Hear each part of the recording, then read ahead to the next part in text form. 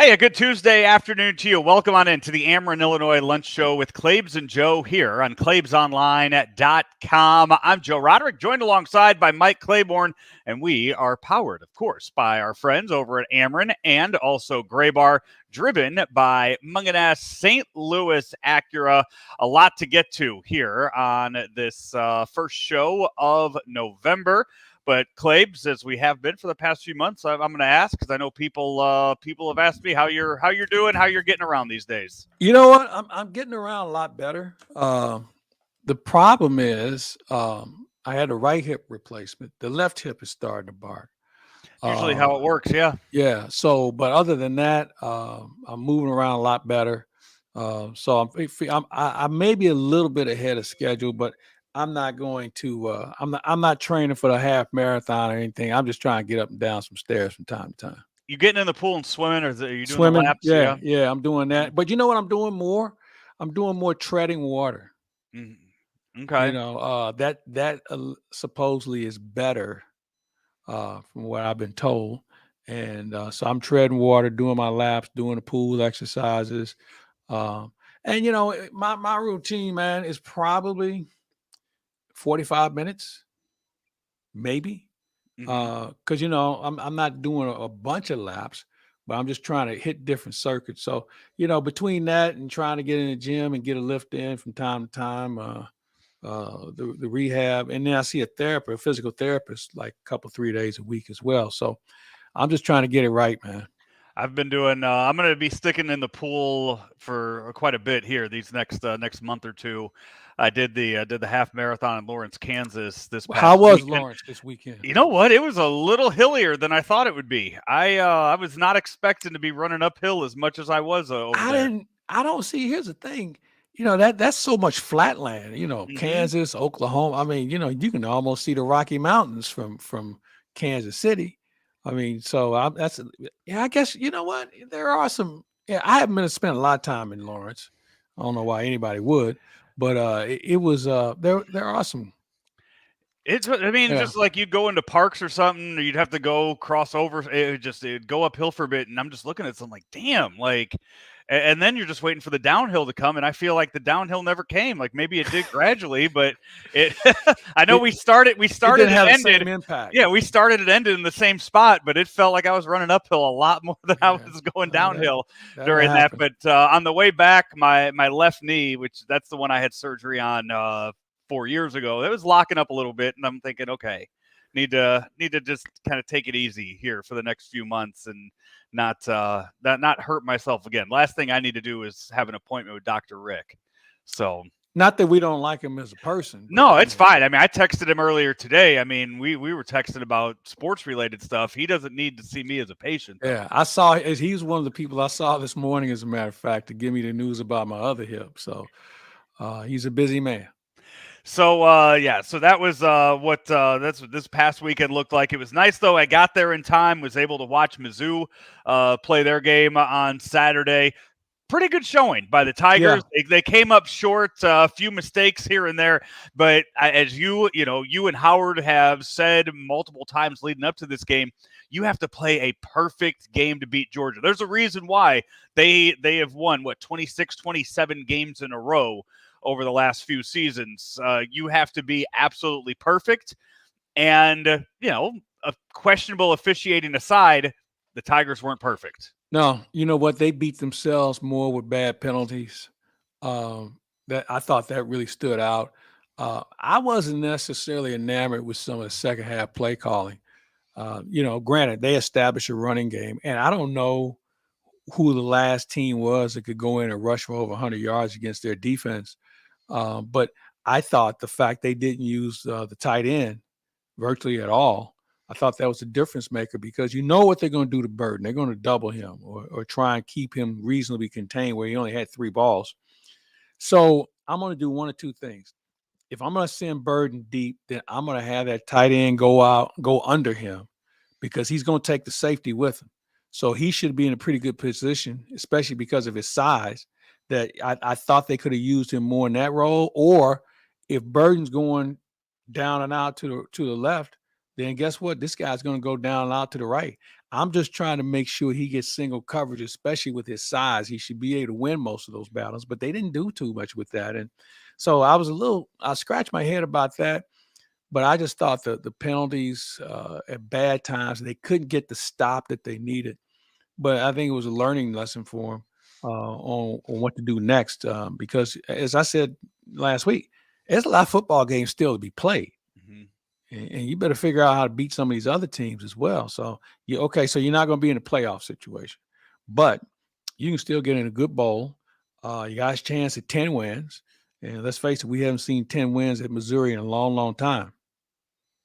Yeah, I want to go back to the penalties that we saw, because you have talked a lot the past few weeks about the officiating, both in the NFL and in the NCAA at the when it comes to the football there.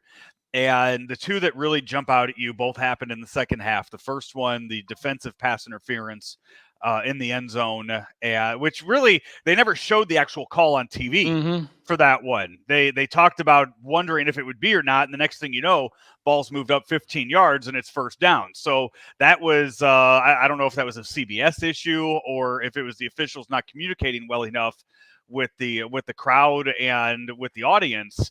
And then the other one was the offensive pass interference, where the flag was picked up and they went to the review. They looked it over. It makes sense when the rule is explained to you down to the letter, like they did on the broadcast, but that's one I have never seen before. Well, that's a good point. I'm trying to think of when the last time I saw it. I've seen it before, but it's so rare, and that's what you're alluding to.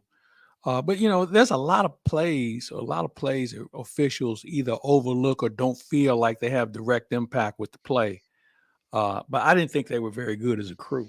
And that's the one thing, when you have that many people moving around, it only takes one guy to screw it up or miss a call, and the whole crew is blamed. Or they just say the referee. The referee doesn't make that many calls, but.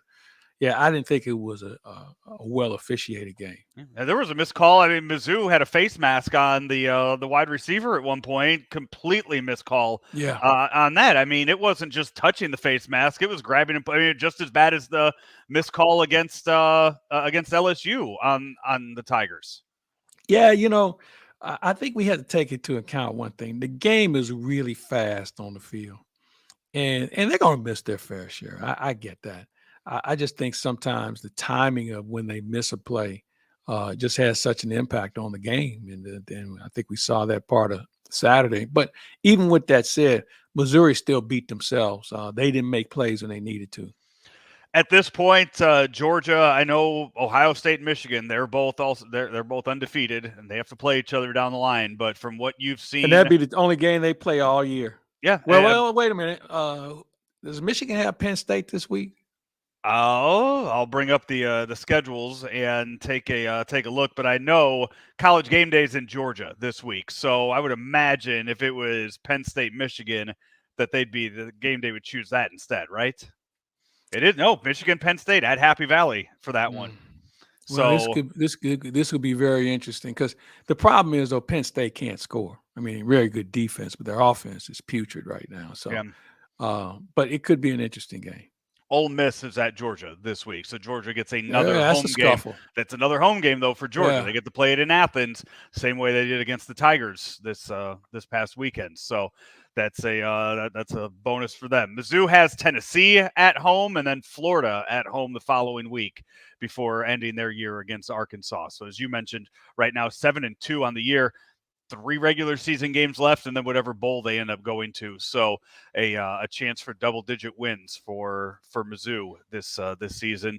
It would be. I mean, I'm trying to think. I mean, since Pinkel, we haven't seen it, right? No, you're right. So and all those games are winnable. Tennessee runs the football really well, though, man. I tell you what, they hold on to a point where you might get the ball once per quarter. I mean, the way they hold on to it. So, Missouri's going to have their hands full this week. While we're on the topic of college football, I do want to get your thoughts on what we're seeing going on in Michigan right now with the sign stealing scandal, as the coach that was responsible for it has one report says he was fired, the other report says Resigned. that he resigned, and then he came out with his lawyer, his spokesman, saying, "Oh, Jim Harbaugh never had a clue I was doing that. That he was just, I guess he was just buying tickets and going to these games all on his own and doing it just to have his own books in his office, just have little folders somewhere behind it." First of all, I think there's a little bit of a pile-on effect here because it's Michigan, it's Jim Harbaugh, and there's some coaches and some other programs that aren't happy with him because they're allegedly a good football team. So you have to take that into account. But I think because Harbaugh has he's picked off base once, he got caught. He's got another one over his head, and now this comes up. You have to wonder, has Jim Harbaugh outgrown the NCAA with regard to rules? Now, granted, it's more of a sportsmanship thing than a competitive edge, but still in all, it's a rule. And I think, and they have documentation. They apparently they have the goods on. Yeah. and only the league can do something. Now we have a new commissioner. I'm sure he's getting advice from a lot of different people. And Michigan's already threatened to sue if he gets suspended, which, everybody, you can sue a ham sandwich these days. It doesn't make a difference. But I think overall, this thing has to be resolved before we get to the playoffs. Now, the other thing about this, Ward Manuel, the athletic director, is on the playoff committee. And I know last week he did not attend their meeting.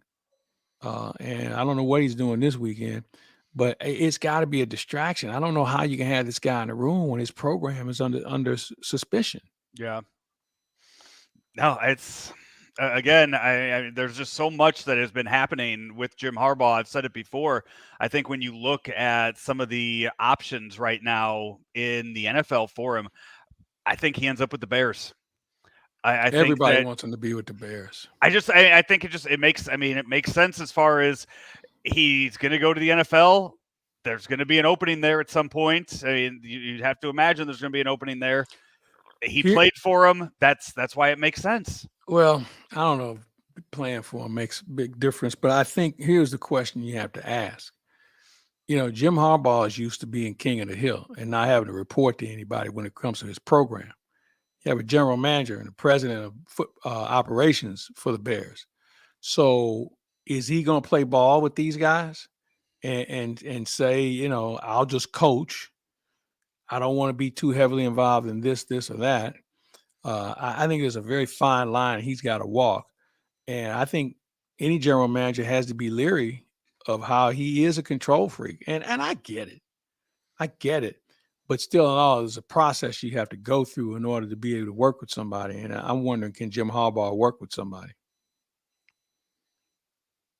Lost you there for a second at the end, but we will wrap up our college football discussion here on this part of the show. A lot of baseball stuff to get to. I mean, we mentioned a job opening in Chicago with one of their sports teams. Big news out of Major League Baseball yesterday in what I know wasn't the first day of the offseason, but things really seemed to jump off yesterday in Major League Baseball with a lot of news coming out from several different directions. On top of that, this is the Ameren Illinois Lunch Show with Claibs and Joe. We're powered by Gray Bar and Claibs. We're also driven by our friends over at Munganast St. Louis Acura. We were actually out there last week at Munganast St. Louis Acura. Saw all kinds of new toys out there on the showroom floor.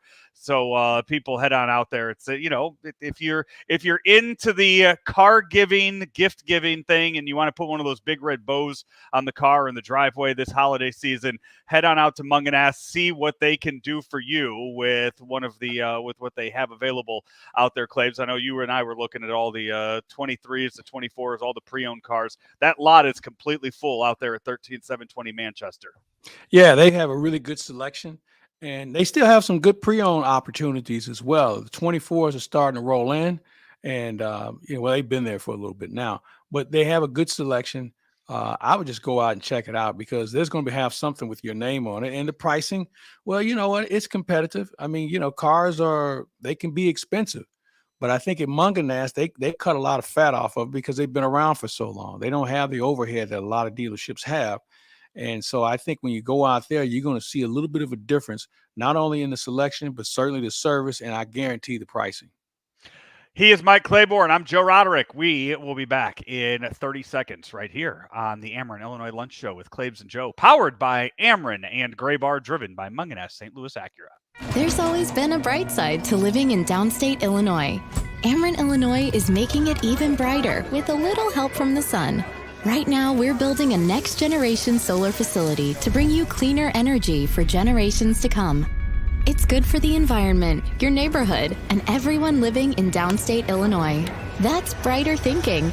That's energy at work.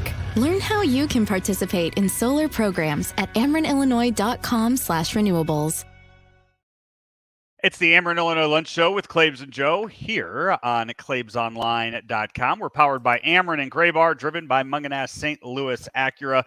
Claibs, coming up in a few months, you will be the guest of honor out in Alton, Illinois for the. You good there? Claibs, you good? For some reason, I can't hear you. You can't hear me. You got to put me back in there. You are in here. I can't hear you. Tell you what, we'll take another commercial and get reestablished. Nobody wants a surprise in their jelly donut. That's because the middle is the most important part. At Gray Bar, we're at the middle of electrical and datacom jobs across the country, connecting installers, facility managers, and business owners with smart solutions for their most challenging projects. Yeah, can you hear me? Which means stocking and delivering crucial products on time and on budget, with no surprises, thanks to our nationwide logistics network. Yep, Gray Bar does that. Who does this? All right, Claibs, can you hear me now? Nothing? We will send me another invite. We will have to redo we'll have to restart the show, and we will be back with you with a new link here in just a bit.